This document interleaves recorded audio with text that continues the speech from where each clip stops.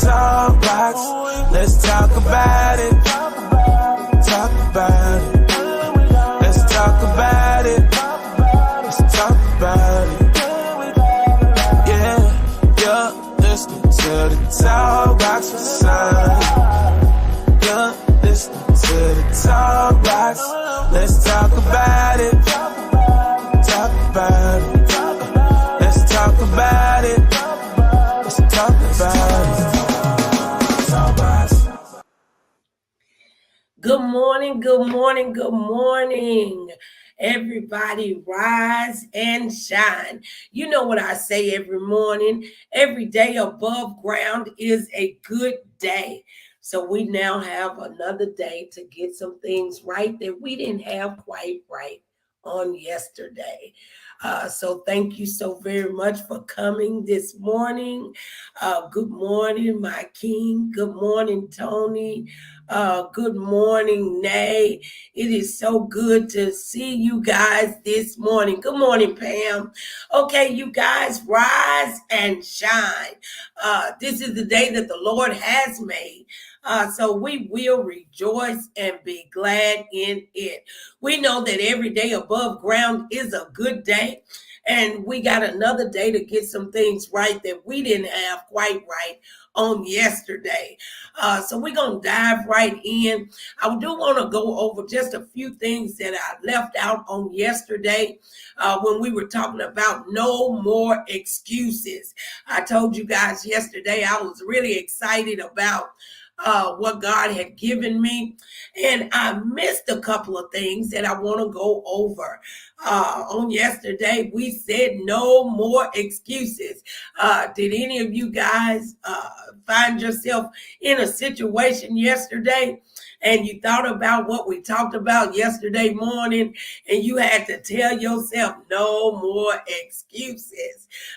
No more. Good morning, Teresa. Good morning. Good morning, Richard. Good morning. Well, I want you to know that there are 6 ways to stop making excuses forever. The number 1 was stop harping on past failures. I understand you didn't get it right. I understand that you missed the mark. But if we want to get rid of excuses in our lives, we got to stop harping on the past. Somebody say, leave the past in the past. Because we want to just go forward and live the abundant life that God has given us permission to live. The second thing is so important. And sometimes we miss it because of our pride, because of our ego, because your flesh just don't never want to be wrong. But the truth of the matter is, if you're going to get rid of the excuses in your life, you got to, number 2, take responsibility for your mistakes. Guess what? None of us is perfect. We all make mistakes. So if we want to get rid of excuses, then we got to admit our mistakes. We got to take responsibility for our mistakes. Good morning, Chubby. Good to see you this morning. Number 3, we got to learn to pick yourself up after you fall. It's okay, baby. It's just like when you were learning to ride a bicycle. You fell over and over and over until you learned how to balance yourself on that thing. But what we do sometimes in the spirit realm, we fall down, we make a mistake, and then we wallow in it. We stay in that mess too long. We stay in that mess by saying, I didn't do nothing. I ain't did nothing wrong. I didn't lie. I didn't cheat. I didn't steal. And the enemy keep you in that too long.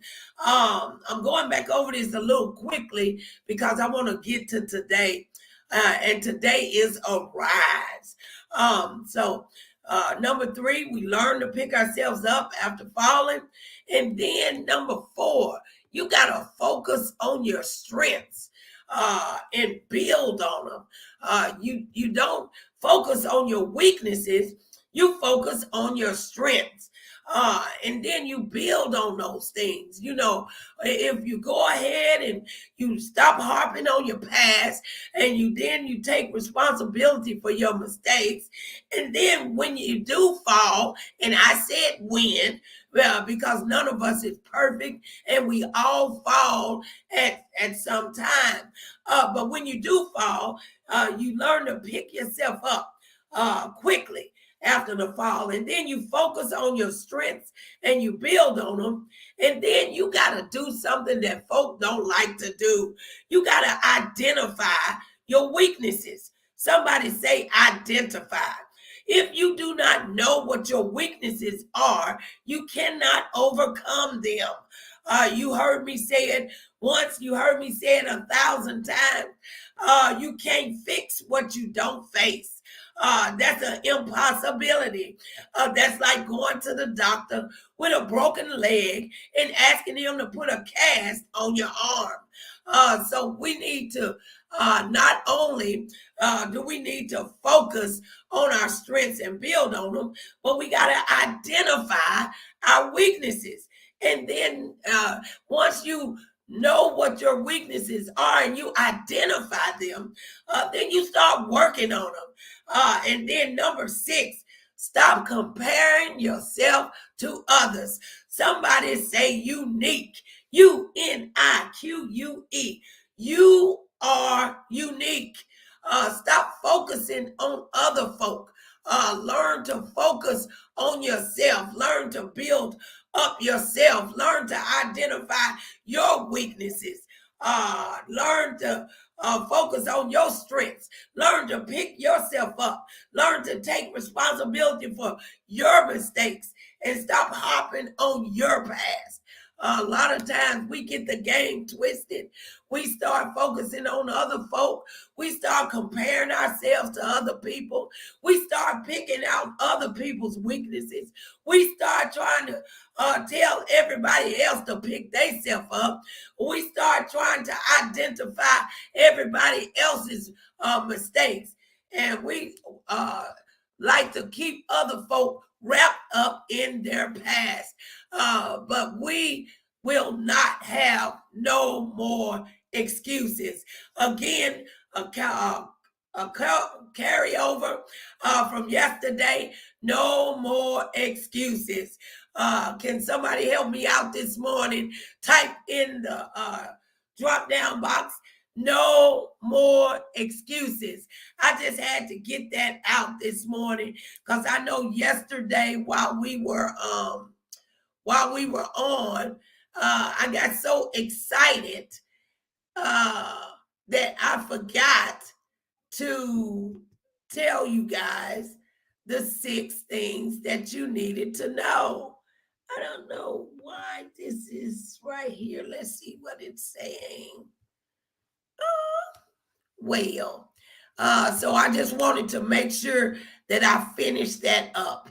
I wanted to make sure that that I finished up what I was talking about on yesterday. Okay. So again, going over yesterday, then we're gonna jump into today. I want to remind you that you are the one that is responsible for changing your situation. You are the one. You are the one person that can change your situation. The other day we talked about it takes one word. Well, that one word this morning is you. You are responsible, and you are the one that can change your situation. It's with God's help, but it's only you can change your situation. It's only you who can get your healing that you need, the deliverance that you need, the step up that you need. But we want to remember that it may be you who's responsible for the change, but others benefit from your change. That's why come God have blessed you in order for you to be healed and delivered and made whole. That's why he blessed you into entrepreneurship, so you can teach somebody else how to be an entrepreneur. That's why he delivered you from drugs and alcohol, so you can teach somebody else how to be delivered from drugs and alcohol. Yeah, I know my voice is gone today because I got so excited on yesterday. So anyway, but we want to remember that you're the only one who can change, but you will actually are blessed to benefit other people. Ooh, excuse me. So, with that being said, you guys, if y'all missed yesterday, y'all need to go back and watch it. It's no more excuses. So I wanted to bridge over from that. And today is Arise. Somebody say Arise. I remember in the Bible when it was talking about the prodigal son, and he told his daddy, "Daddy, give me what my inheritance." And I don't know about you, but when I think about this story, I think that the son had it twisted and bent. Why? Because you do understand that an inheritance is gained by the death of another. So I thought to myself, how dare this young man ask his father for his inheritance? One, your daddy is still alive, and he owes you nothing at this point. You do understand that the father could have willed his fortune to anybody and didn't just have to go to this son. But you know, his daddy loved him so much that he gave him his inheritance. He gave it to him. Some of us, God have blessed us in abundance. He blessed us hoping that we would do the right thing with the blessings that he gave us.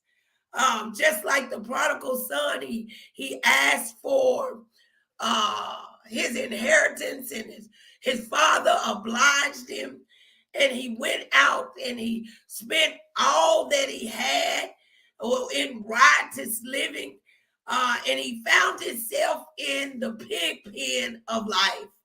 I don't know about you, but every now and again, I'll find myself in the pig pen of life. But you have to understand that the reason 9 times out of 10, if we be real with ourselves, the reason why we find ourselves in the pig pen of life is due to the fact of our bad choices and our bad decision making. Somebody say, it's me. It's me. Again, we talked about yesterday and again on this morning that we are responsible for changing our lives, and therefore it's us who making the decisions.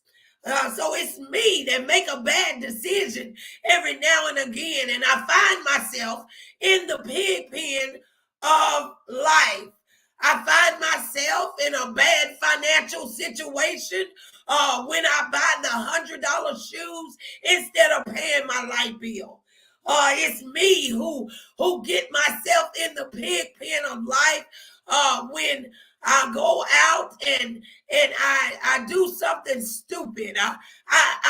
It's me who found myself in the pig pen of life when I didn't slow down at the yellow light, and I ran through the light, and now my car is damaged. It's me who find myself in the pig pen of life when I go out and pick a significant other that God didn't give me authorization to get into that relationship. It's me who find myself in a pig pen of life when I hook up and get myself tied up and tangled up with the wrong people. It's me who find myself in the pig pen of life when I take on a job or an assignment, when when God have told me to go in a different direction. It's me. Somebody else say it's me, it's me, it's me, it's me, it's me, it's me. I need to change the way I think. I need to change the way I make decisions. I need to do things differently. Somebody say do things differently. So today I'm going to tell you, arise. Arise out of the pig pen of life that you've allowed yourself to get in, that you allowed yourself the decision making to find yourself in the pig pen of life. And how we come to this conclusion from this story is this.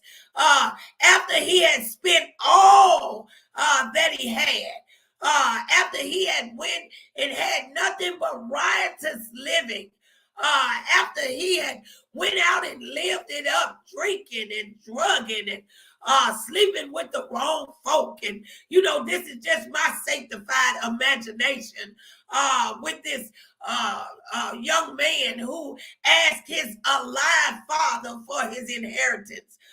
Sometimes we ask God for things that we're not ready for. Just like in this story, the prodigal son, he asked his father for his inheritance. He wasn't ready for it. How do we know when we ask God for things and we get things that we're not ready for? We become a bad steward over those things. His father was nice enough to give him his inheritance, even though his father was still living. And he went out and he spent everything and he found himself in the hog pen. So while he was in the hog pen, and you do know it was their culture not to touch the swine and not to eat swine or not to eat pork. But there he is. After he was on the mountaintop, he was brought down to valley low and sitting in the pig pen of life after making a bad decision. I want you to know that we all make bad decisions sometimes, and we too will find ourselves in the pig pen of life. But the good news is we can follow this brother's lead. He said, I will arise. And that's where we are today. Arise. I don't care what hog pen of life that you're in. I'm telling you to arise. Arise up out of that thing. Get up. You know, I just told you, in order for us to get rid of the excuses, we got to learn to pick ourselves up after we fall down. We got to learn how to focus on our strengths. And after we made a mistake, we got to make sure that we take responsibility for that mistake. We got to learn how to say, my bad. That one is on me. It wasn't that man that you gave me. It wasn't that woman that you gave me. It wasn't that person on my job that made me act like that. God, it was me. I'm not going to give any more excuses. And so instead of giving excuses so that I can continue to wallow in my mess and junk, I will arise. Somebody say arise. I will arise up out of this thing. I know some things that we go through may not even be self-inflicted, but even if I have allowed somebody else to put me in the pig pen of life, I will arise. I will arise. Why? Because God is the author and the finisher of my faith. God, I'm asking you to give me the strength so I can rise up out of this pig pen of life. Some pig pens, Lord, I know that I place myself in it, but some things that has happened to me, I had no control. But either way, I will arise. I will arise because God is my strength. God is my way maker. So he is making a way for you to come out of your pig pen experience today. Arise. I will arise. The prodigal son said, I will arise and go back to my father's house. My father, he has a big old mansion and he got servants.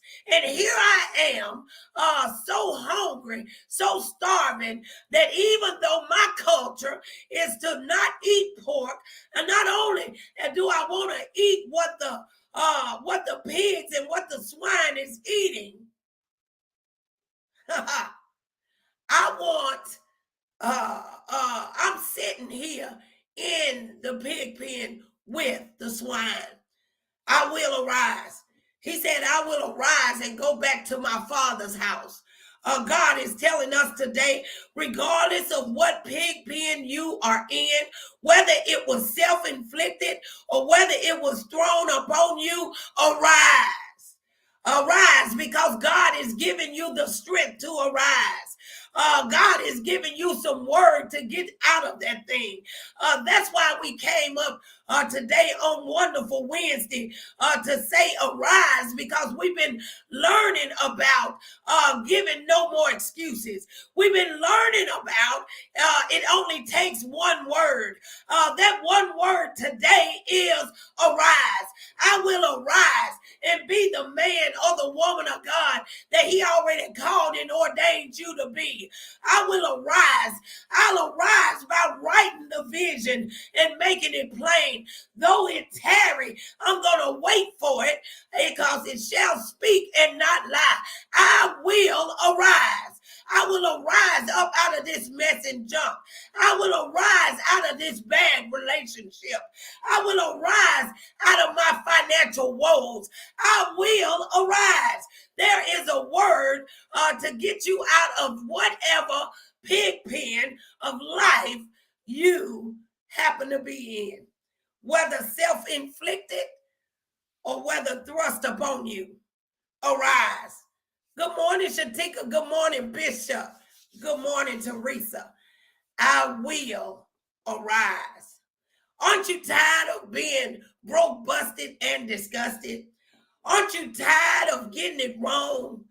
Aren't you tired of walking down the wrong path all the time? Aren't you tired of bumping your knee?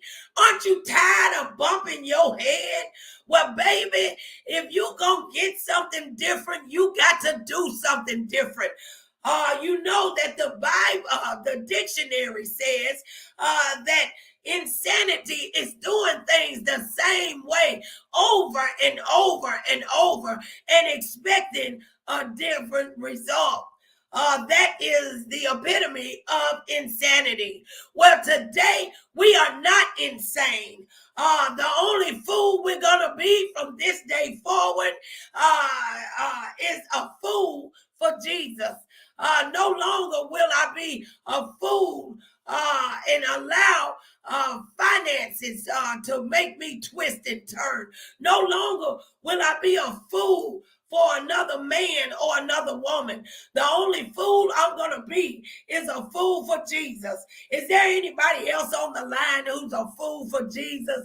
Because he is a way maker. He's the one that can give us that one word that we need to transform our lives. He said, now be ye transformed by the renewing of your mind, so that you will know the good and perfect will of God for your life.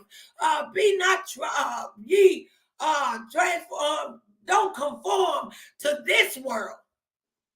See, some of us is trying to fit in so much in this world that we got the game twisted. Some of us is trying to fit in with folk that is really beneath you because they're not on the level that you're on. Some of us is trying to be attached to the wrong people, the wrong places, and the wrong things. But I will arise. I'm going to arise out of my situation. Why? Because God has given me the authority and the permission to live an abundant life, and I will not stay in the pig pen of life anymore. I'm going to rise to the occasion and be the woman of God that he called me to be. What is it that you need from God today? We're doing one words this morning. What is it that you need? Is it healing? Well, then call on Jehovah Rapha. Is it peace? Then call on Jehovah Shalom. Do you need a banner over you? Call on Jehovah Nisi. What is it that you need from God today? Well, I want to end today with this when we're talking about our rise. This is still our rise. You may, and it's by Maya Angelou, you may write me down in history with your bitter, twisted lies. You may trod me in the very dirt, but still, like dust, I'll rise. Does my sassiness upset you? Why are you beset with gloom? 'Cause I walk like I've got oil wells pumping in my living room. Just like moons and like suns with the certainty of tides, just like hope springing high, still I rise. Did you want to see me broken? Bowed head and lowered eyes, shoulders falling down like teardrops, weakened by my soulful cries. Does my haughtiness offend you? Don't you take it awful hard? 'Cause I laugh like I've got gold mines digging in my own backyard. You may shoot me with your words. You may cut me with your eyes. You may kill me with your hatefulness, but still, like air, I rise. Does my sexiness upset you? Does it come as a surprise that I dance like I've got diamonds at the meeting of my thighs? Out of the huts of history's shame, I rise. Up from a past that's rooted in pain, I rise. I'm a black ocean leaping and wide, welling and swelling, I bear in the tide. Leaving behind nights of terror and fear, I rise. Into a daybreak that's wondrously clear, I rise. Bringing the gifts that my ancestor gave. I am the dream and the hope of the slave. I rise. I rise. So still I rise. And I want to encourage you to rise on today. Again, whether that pig pen of life was self-inflicted or something from your bad choices that you've made, just remember, no more excuses. No more excuses. We're not going to harp on the past. None of our past failures. We're going to take responsibility for our mistakes. We're going to learn to pick ourselves up after we've fallen. We're going to focus on our strengths and then build on them. We're going to identify our weaknesses because we can't fix what we don't face. And then we're going to stop comparing ourselves to others. And then we're just going to arise. Ah! Yes, that's a good word. I just want to encourage you guys. I hope that I've said something to help you along life's journey. I love coming and talking to you guys every day. It's truly a blessing. Tomorrow, please don't miss the show. Make sure you share the live. Make sure you're following me on all of the different platforms. But tomorrow, you guys, I'm excited. My son, Devon Crutchfield, my biological son, we're going to be here not only tomorrow, but Thursday and Friday. Somebody say relationships Somebody type it in for me. Type it in. Relationships. For the next 2 days, we're going to talk about building successful relationships. We're going to touch on the marriage relationship. We're going to touch on relationship with our children, relationship on the job. We're going to talk about relationships. You do know that the Bible says that it's not good for man to be alone. And in order for us to be successful, in order for us to live an abundant life, we got to make sure that we're hooking up with the right relationships. Some of us are living with folk that we're in unhealthy relationships with. And that's not what God wants for us. No. So we're going to be here with the dynamic relationship doctor, my wonderful son. So I thank God for you guys. I appreciate you guys coming on. But I just want to thank you. Thank you. Make sure, again, that you're sharing the live, you guys. And thank you for coming on. This has been your girl, public service announcement from your girl, Sonia, here on the Talk Box. God bless you, and we'll see you tomorrow. You're listening to the Talk Box with Sonia. You're listening to the Talk Box. Let's talk about it. Talk about it. Let's talk about it. Let's talk about it. Yeah, you're listening to the Talk Box with Sonia. You're listening to the Talk Box. Let's talk about it.